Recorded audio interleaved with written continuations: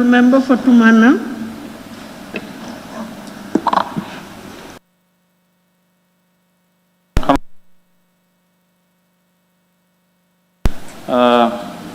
I wanted to thank CR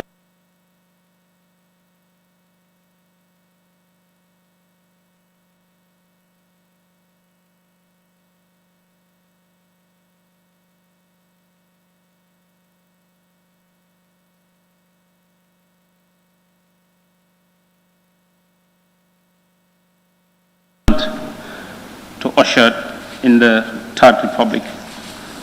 And again, thank my fellow National Assembly members for the entire process too, because it was in a fateful day or in a fateful month of December in 2017, the National Assembly of the Gambia established a Constitutional Review Commission to draft the country's third constitution. Both the current government and citizens appear to give or to agree that give numerous amendments to the Constitution and several undemocratic provisions. Developing a new Constitution that will meet the wishes and aspirations of the Gambians and the need for new Constitution cannot be overemphasized, Honorable Speaker. I really wanted to also take part in the debate. A lot have been said since last week up to now. But anyway, I believe with this draft constitution, we have the destiny of this country at hand or on our shoulders. We either preserve it or we throw it away. The destiny of this country is this draft constitution.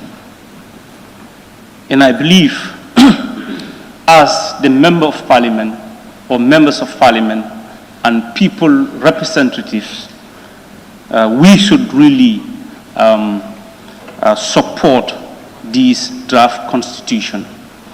On my behalf, and on behalf of the people of Tumana constituency, I am in support of this draft constitution. Honorable Speaker, the reason is this constitution is not my constitution. It's not the constitution of this parliament. It's not the president's constitution, neither the entire executive constitution, but this is the constitution of the people of the Republic of the Gambia. Because looking at the report, what the CRC told us here, the way and the manner or the procedures that they followed to draft this constitution, that's the public consultations. That was very key, and we are all aware what has happened in this country. The CRC went around this country, the length and breadth of this country. You talk about the consultations in the Gambia, the face-to-face stakeholders consultations, focus groups discussions, face-to-face interviews, household surveys, public participation platforms. What else do we need? What else are we asking for as the people representative? If this is not enough, what else are we asking for as people representative? Please, honorable colleagues, the world is moving and the Gambia is not really moving. One of the reasons why we are not moving is because of the law that we have. It does not test, it does not serve the interests of the people of this country. And for us to build a better Gambia, we have to have a constitution that is going to serve for the supreme interests of this country, and that's the people. We are not only here to represent ourselves, we are here to represent the people of this country, that's the Gambian people. I believe that this document is in the supreme interest of the people of this country.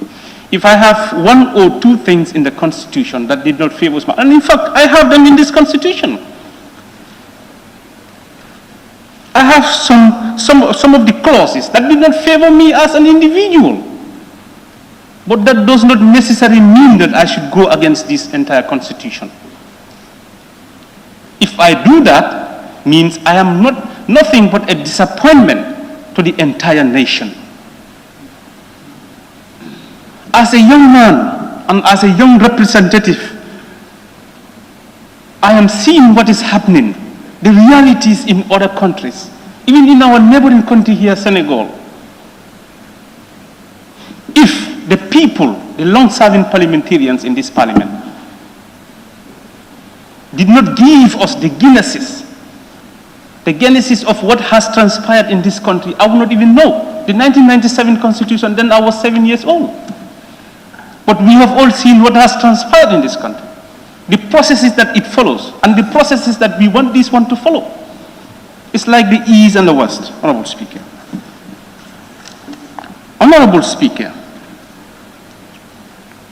like many people talked about the term of the president. I think this is very simple. The president, the current president of the Republic of the Gambia, unless if he did not want to stick to his words. He said he don't know anything about the affairs of government. He only wanted to serve the people of this country just for 3 years. But he is now giving 5 years. If I was in his shoe, or if I am in his shoe, what is wrong if they did not include my current term in this draft constitution? Should I kill myself about that? I am not saying that's what he is doing, but many are defending on that dimension. And if we should do that, mean we are not doing justice to the people of this country.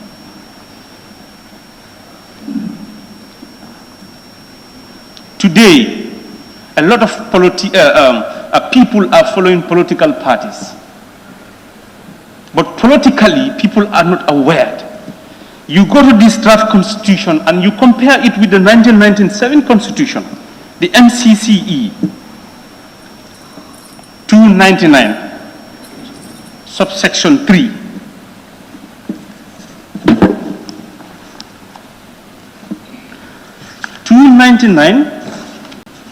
Madam Speaker,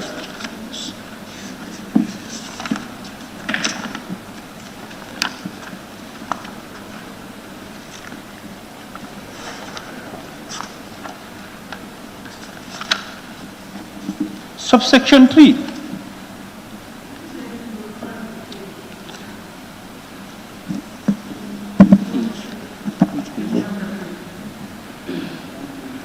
Yeah, it's 138. You read about subsection 1, you read about subsection 2, you read about subsection 3, and you compare it to the 1997 constitution. I believe the people of this country are not, majority are not politically aware. But this constitution wanted to make it, or wanted to give the people the opportunity to be politically aware, to know what is really happening. Even with this draft constitution, people know, many majority of people don't even know what we are doing. But you compare this to the 1997 constitution. Honorable Speaker, you go to the section 296, the National Youth Development. I am a young man, a youth for that matter. This constitution has catered for me, different from the 1997 constitution. I should not only just follow the ambience of politics. I should not just only be clapping. I should not also just only be singing and dancing.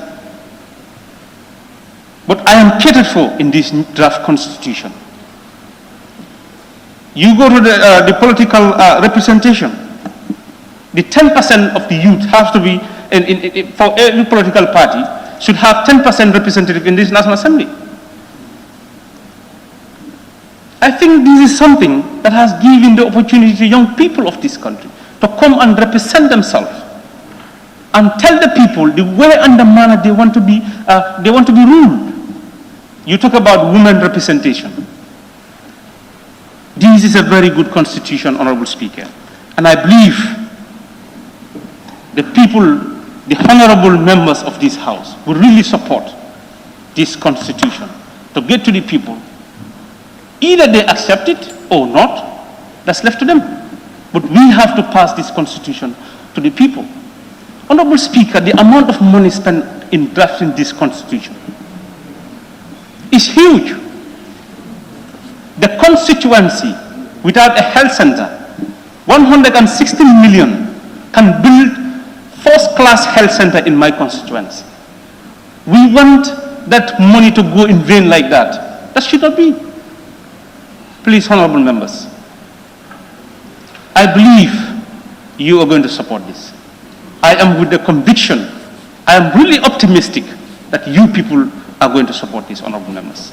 Please, let us support this draft constitution. It is the constitution of the people. Please, every Gambian is watching. Every Gambian is watching, and they want to know what we are going to do here today. Please, honorable members, let us support this draft constitution, because it is the constitution of the people.